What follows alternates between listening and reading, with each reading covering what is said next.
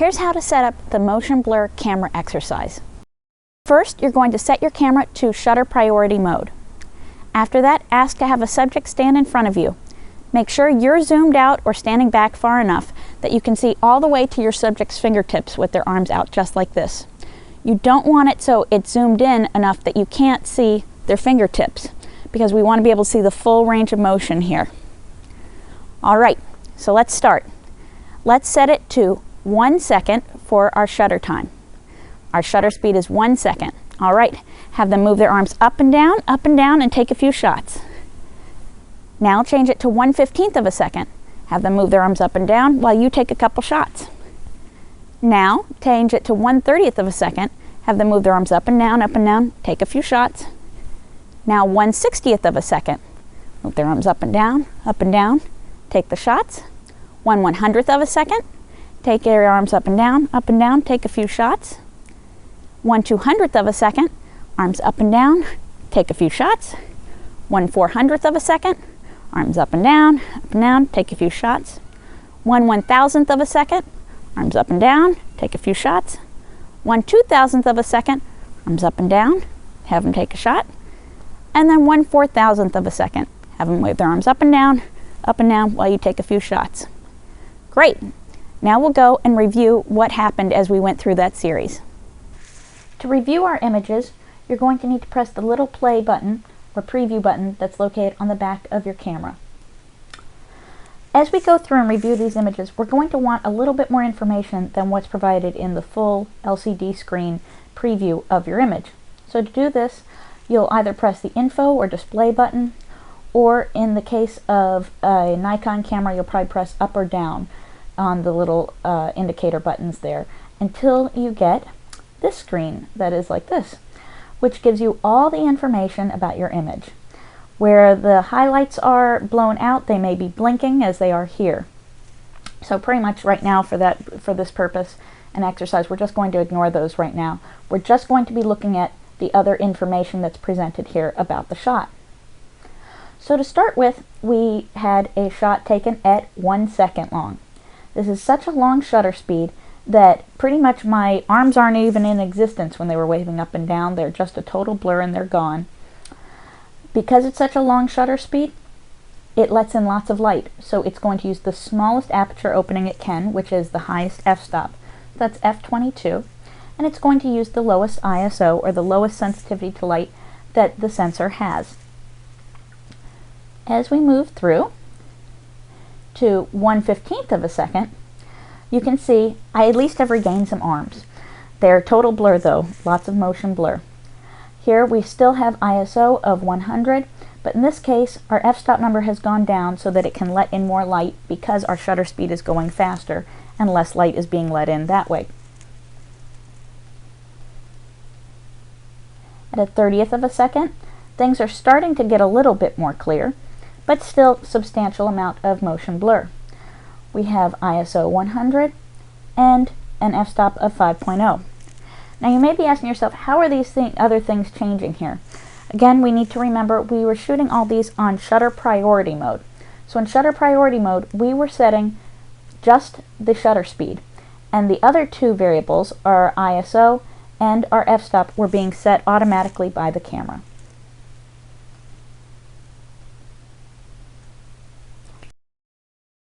At 1/60th of a second, we're still at ISO 100, and now we are going much further down on the f-stop to 3.5, letting in more light, and we can see that we're getting less and less motion blur. At 1/100th of a second, now we have run out of the amount of remaining aperture that our lens has to be able to open up any wider to let more light in.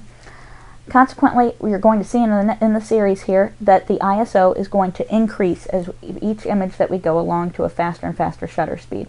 So in this case, it's at 125 for the ISO and 3.2 for our f-stop. At 1/200th of a second, we're getting close to having no more motion blur. We end up having the ISO go up to 250, and we're still at an f-stop of 3.2.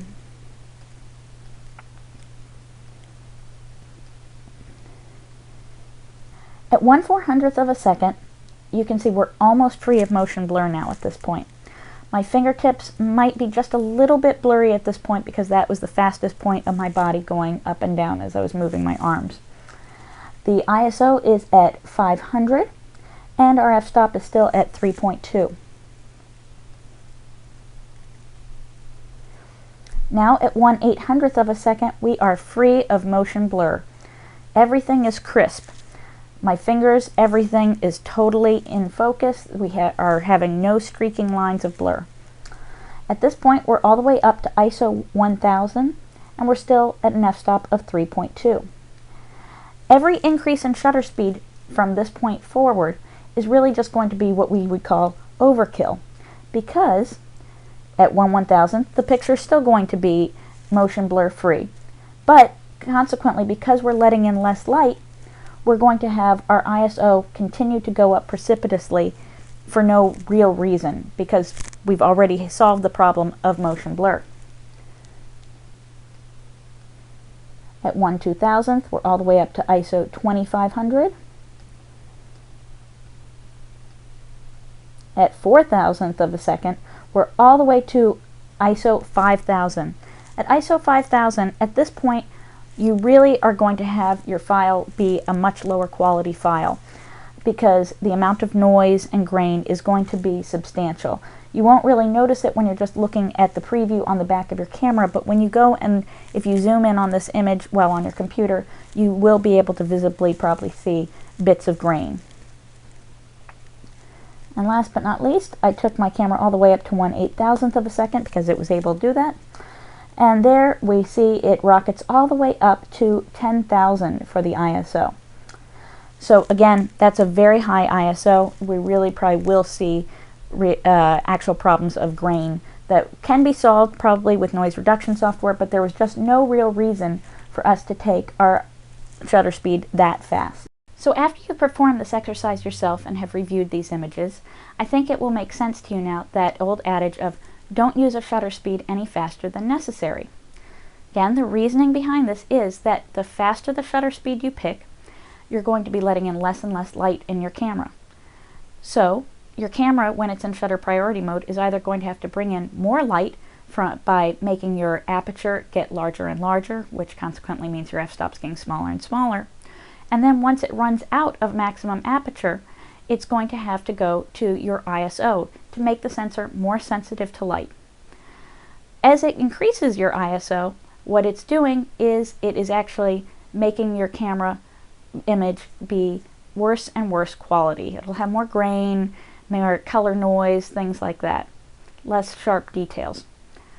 So because of that, we want to make sure that we observe and see that we are not using a shutter speed that's wildly faster than necessary to capture our motion blur frozen for our subject matter.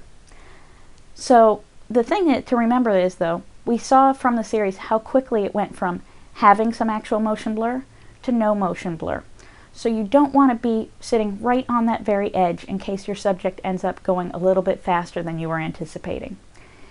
Right now, there are all sorts of wonderful technologies of different software that are able to remove that different ISO grain and noise, but there is nothing out there that exists to get rid of that motion blur.